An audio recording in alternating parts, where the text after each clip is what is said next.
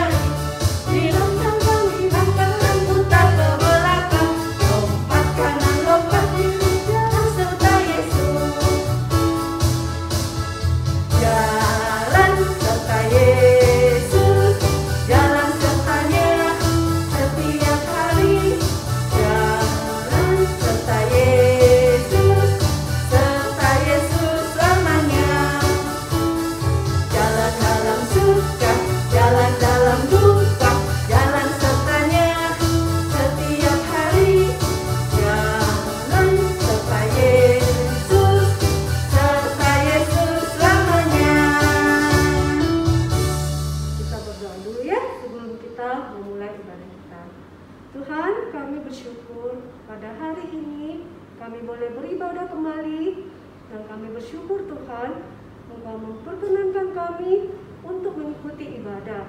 Tuhan, pimpinlah ibadah kami, biarlah ibadah ini menyenangkan hati-Mu dari awal hingga selesainya.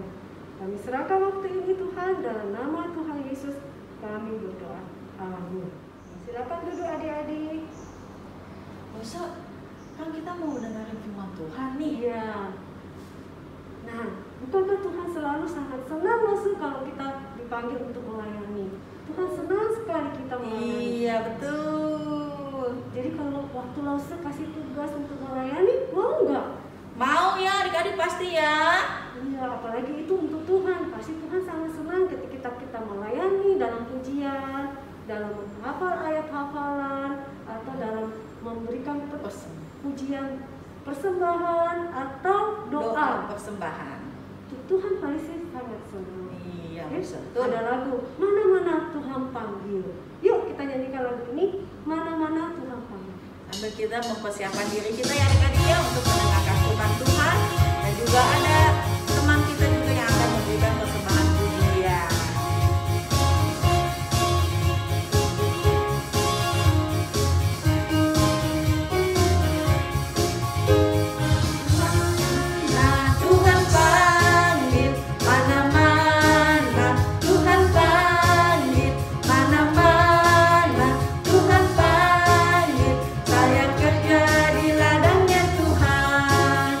Saya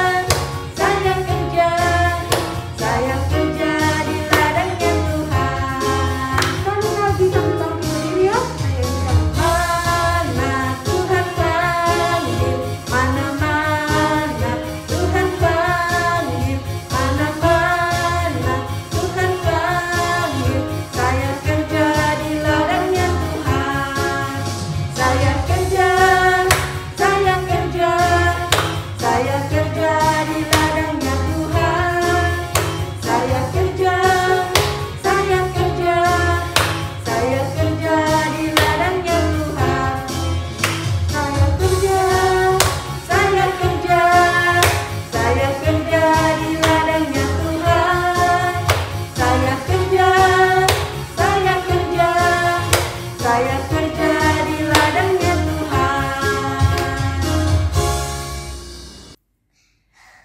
Jesus loves me, this I know, for the Bible tells me so.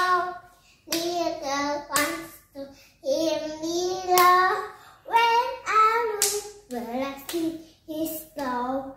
Yes, Jesus loves me. Yes, Jesus loves me.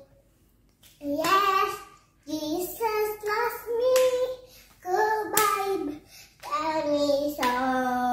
The Bible tell me so. Shalom adik-adik, Lose Wandi senang sekali boleh berjumpa lagi dengan adik-adik semua, khususnya yang di kelas besar ini ya. Bersama-sama kita akan mendengarkan firman Tuhan. Sebelumnya mari kita berdoa. Tuhan, terima kasih untuk kesempatan pada hari ini. Kami mohon Tuhan mengampuni setiap kami, menolong kembali hati kami, membuka hati dan pikiran kami untuk kami boleh mengerti dan memahami firman Tuhan. Apapun kondisi situasi hati kami pada saat ini, kami selalu butuh Tuhan untuk menyegarkan, sehingga di waktu-waktu ini kami boleh sungguh-sungguh menikmati Tuhan berbicara kepada kami, dan kami boleh menyimpan pesan dari firman-Mu untuk kami boleh hidupi dalam kehidupan kami. Dalam nama Tuhan Yesus kami berdoa. Amin. Nah adik-adik, tema kita hari ini adalah mempersembahkan korban untuk dosa. Ada 4 bagian firman Tuhan yang harus kita baca dulu. Mari bersama-sama kita perhatikan karena ada hal yang menarik di sini. Ayat-ayat firman Tuhan ini terbagi dalam ada yang perjanjian lama, lalu ada yang di perjanjian baru. Ya, kita lihat dulu bersama-sama ya. Lausa akan bacakan mulai dari Imamat 4 ayat 6 sampai 7 dan ayat 11. Bunyinya demikian.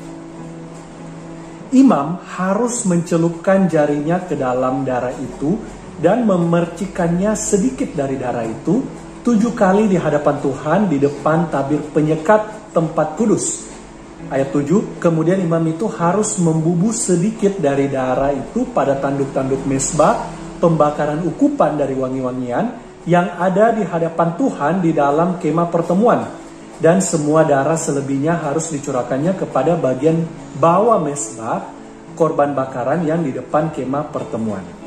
Lalu Keluaran 29 ayat 38 sampai dengan 39. Inilah yang harus kau olah di atas mezbah itu, 2 anak domba berumur setahun, tetap tiap-tiap hari. Domba yang satu haruslah kau olah pada waktu pagi, dan domba yang lain kau olah pada waktu senja. Lalu di perjanjian baru, di Ibrani 10 ayat yang keempat ya. Ibrani 10 ayat yang keempat ya. Lose bacakan ya. Sebab tidak mungkin darah lembu jantan atau darah domba jantan menghapuskan dosa. Nah, itu kita mungkin agak bingung di sini ya. Tadi di perjanjian yang lama itu adalah ayat-ayat tentang ketentuan ya, salah satu dari syarat-syarat tentang mempersembahkan korban ya. Tetapi justru di sini dibilang ya, tidak mungkin darah lembu atau domba jantan itu menghapus dosa. Nah, kenapa demikian? Nah, lalu pencerahannya kita lihat di ayat yang terakhir ya, yang harus kita baca, Roma 6 ayat yang ke-23. Sebab upah dosa ialah maut, tetapi karunia Allah ialah hidup yang kekal dalam Kristus Yesus Tuhan kita ya. Lalu di sini dibilang bukan lagi darah lembu atau domba, tetapi keselamatan itu adalah karunia Allah lewat pengorbanan Kristus Yesus ya, lewat darah Tuhan Yesus. Nah, Adik-adik, ketika kita membaca dan merenungkan mengenai persembahan korban bakaran untuk dosa ini, ya, yang adalah topik-topik yang pasti kita jumpai di Perjanjian Lama dan bahkan kita sedang bahas dalam beberapa minggu ini, maka mungkin kita punya banyak pertanyaan. Contohnya saja ya, ada 2 pertanyaan yang mungkin bisa muncul. Mungkin yang pertama, Lose, kenapa di Perjanjian Lama itu semua orang selalu membawa korban binatang untuk dipersembahkan kepada Tuhan? Tetapi belakangan dan hari ini misalnya kita sudah tidak lagi mempersembahkan membawa korban binatang untuk persembahan kepada Tuhan, ya. Kan kita tidak datang ke rumah Tuhan lalu kemudian membawa binatang untuk dibakar dan dipersembahkan gitu, ya. Lalu mungkin pertanyaan yang kedua, kalau begitu Lose, mungkin apa gunanya binatang-binatang yang dipersembahkan itu? Nah, adik-adik, sebenarnya pertanyaan-pertanyaan seperti ini ya adalah pertanyaan-pertanyaan yang penting untuk kita makin memahami ya pengorbanan yang Yesus lakukan untuk mengampuni dosa setiap kita. Nah, pertanyaan-pertanyaan ini akan terjawab lewat firman Tuhan hari ini ya. Nah, sebelumnya Lose mau tanya dulu adik-adik, menurut kalian ketika manusia berdosa, ketika kita berdosa ya, maka apa hukuman yang didapatnya? Sejak dulu di Taman Eden adik-adik ya, sejak dari dulu ya, kita bisa lihat di Keluaran 2 ayat 17, Tuhan telah membuat sangat jelas bahwa hukuman dosa adalah kematian atau maut. Ya, dikatakan ketika engkau memakan buah pohon pengetahuan yang baik dan yang jahat itu, dalam arti ketika mereka berdosa, Adam dan Hawa ini saat mereka makan, maka engkau akan mati, kata Tuhan ya. Nah, tapi setelah Adam dan Hawa atau manusia berdosa, ada kemudian belas kasihan Allah adik-adik, yaitu Allah berjanji akan mengirimkan juru selamat, yaitu anak Allah yang akan memenuhi kekudusan dan keadilan Allah dengan menaati hukumnya dengan sempurna, dan kemudian membayar harga bagi dosa kita dengan mengorbankan dirinya. Ya, karena syarat bagi korban atas dosa itu harus tidak bercela dan sempurna. Dan hanya Yesus Kristus yang bisa memenuhi itu.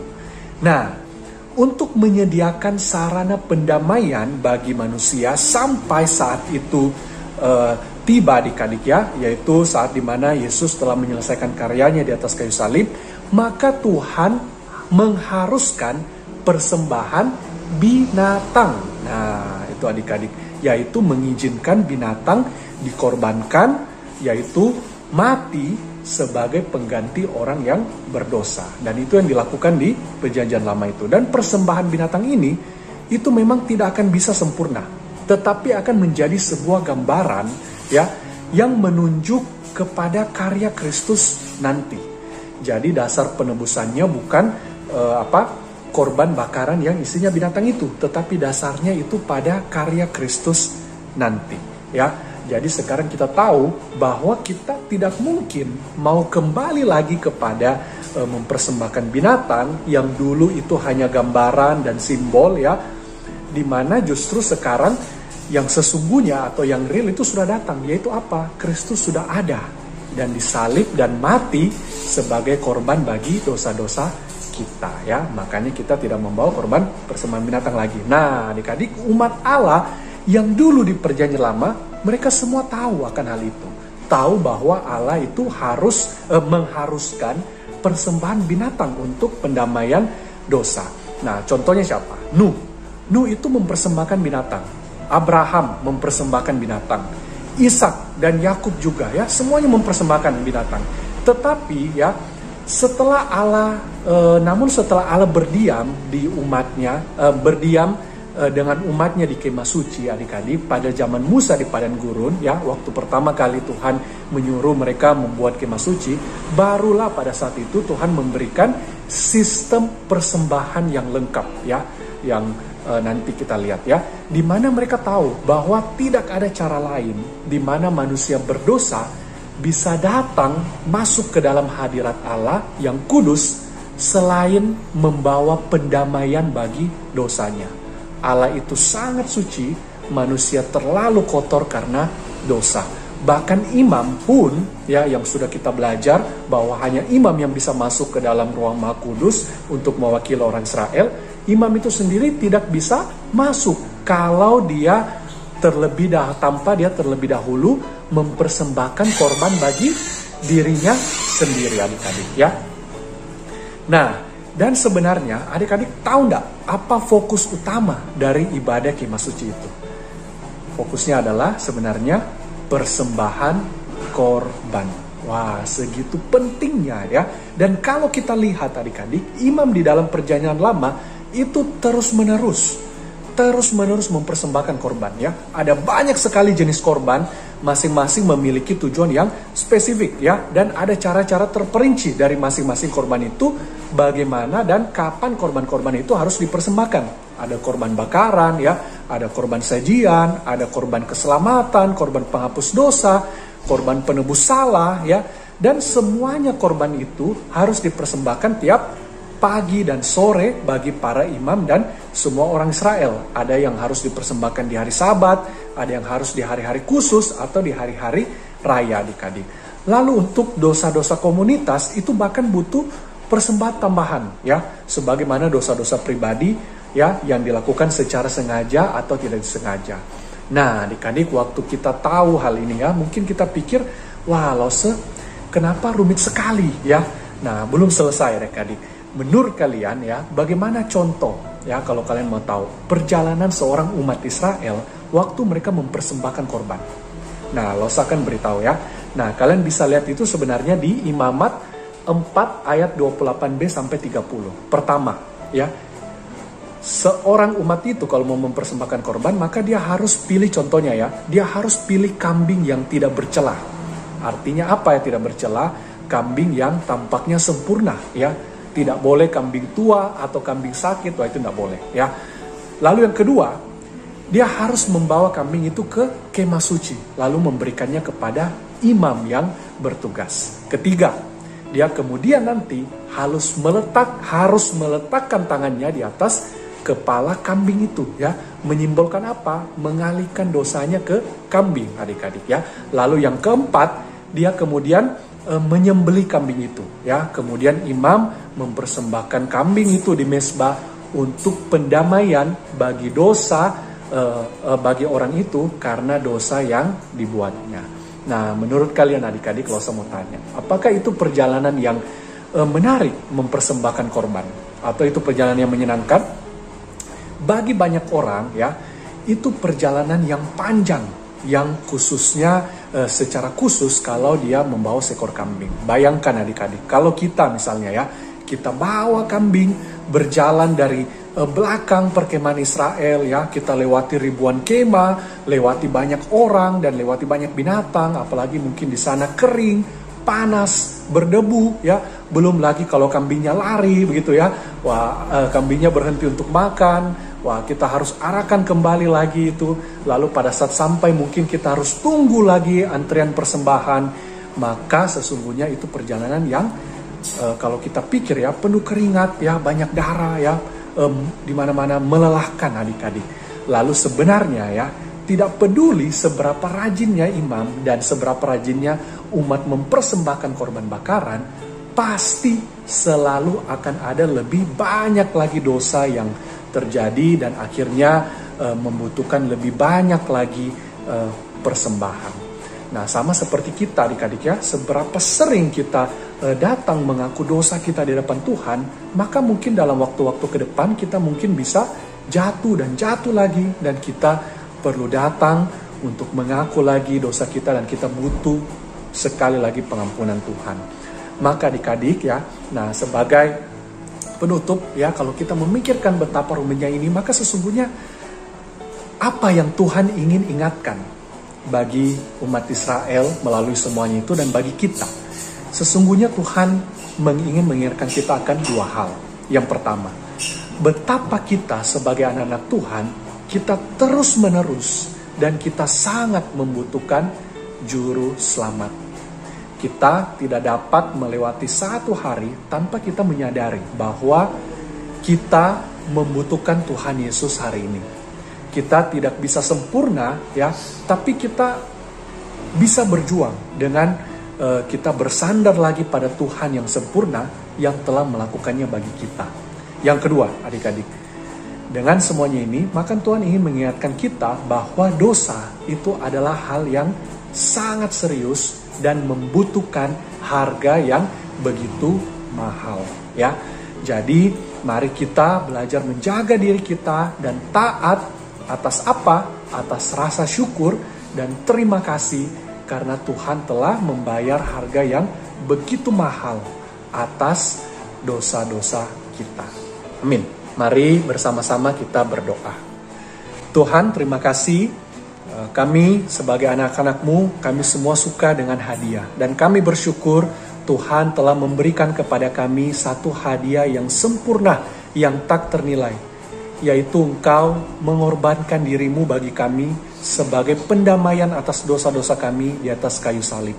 Tuhan, tapi berapa sering kami tidak mengingat dan melupakan akan pengorbanan Tuhan. Tolong kami Tuhan untuk selalu hidup dengan kami mengingat apa yang Tuhan telah kerjakan bagi kami, sehingga dalam kehidupan kami ini kami terus menyadari betapa kami selalu membutuhkan Engkau dan betapa kami perlu menjaga diri kami karena setiap dosa yang kami lakukan adalah hal yang sangat serius dan Tuhan telah membayar harga yang begitu mahal.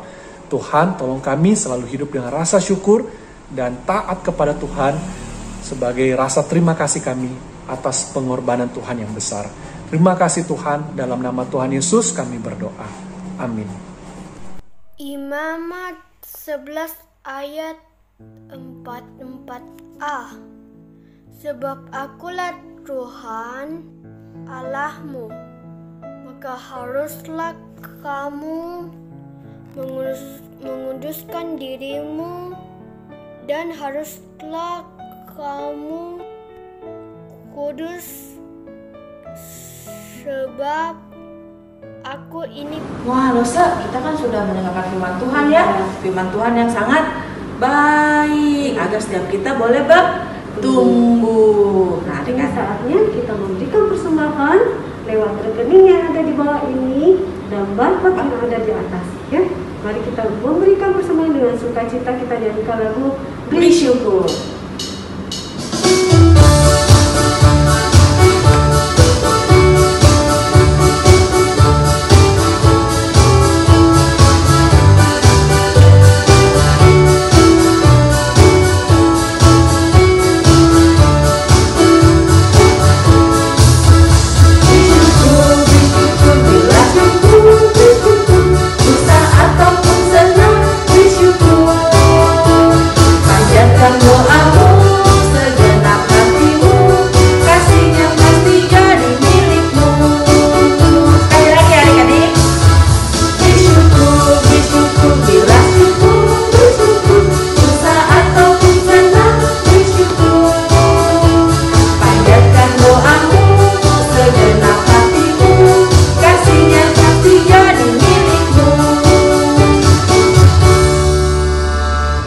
Kita akan memimpin doa persembahan. Mari kita berdoa. Tuhan Yesus, terima kasih kami sudah mendengarkan firman-Mu. Sekarang kami mau membawa persembahan kepadamu. Mohon Engkau menerima persembahan kami ini. Semoga persembahan kami ini berkenan di hadapan-Mu. Dalam nama Tuhan Yesus kami sudah berdoa. Amin. Segala kemuliaan kita panjatkan kepada Tuhan kita. Kita naikkan pujian Bapa, terima kasih.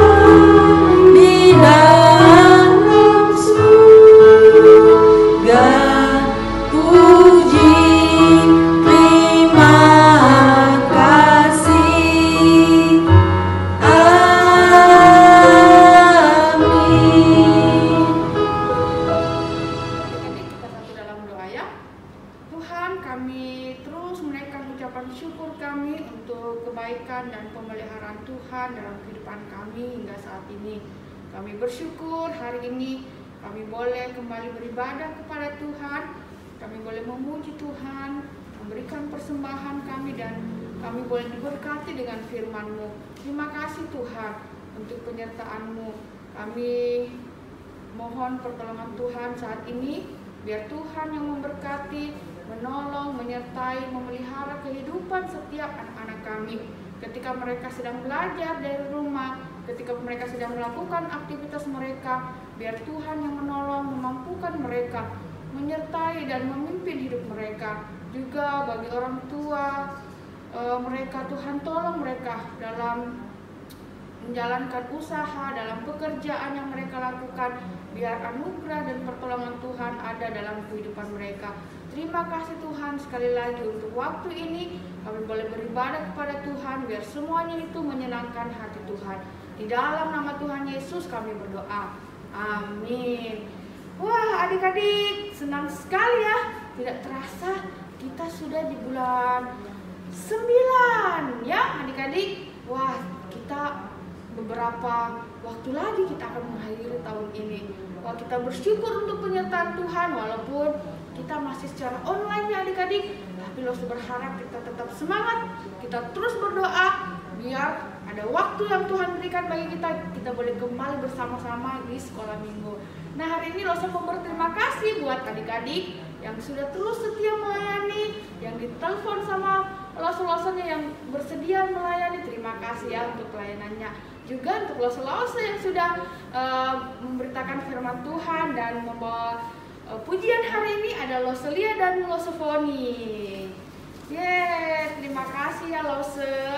Sama-sama. Iya, nah biar semangat ini juga terus boleh ada di adik-adik ya dalam mengikuti ibadah kita ya walaupun via online ya. Ya, betul. Nah, Lose mau kasih pengumuman untuk beberapa hal. Yang pertama, terus lakukan proyek ketaatannya yang Lose terus buatkan buat kalian sehingga kalian boleh terus bertumbuh di dalam Tuhan ya. Kerjakan di rumah, foto, kalau bisa masukkan di dalam grup kalian masing-masing ya, di kelas masing-masing. Nah, kemudian kalau ada Lose-Lose yang mengirim absen di kelas, bisa dicek ya adik-adik, dicentang ya kalau kalian sudah beribadah. Nah, kemudian ada family altar ya Lose ya. Wah, menolong kita juga bertumbuh bersama mama papa ya untuk berdoa, baca firman. Nah, itu saja mungkin pengumuman dari Lose Mary. Tetap semangat, tetap jaga protokol kesehatan ya. Tetap sehat dan kuat. Tuhan memberkati kalian semua.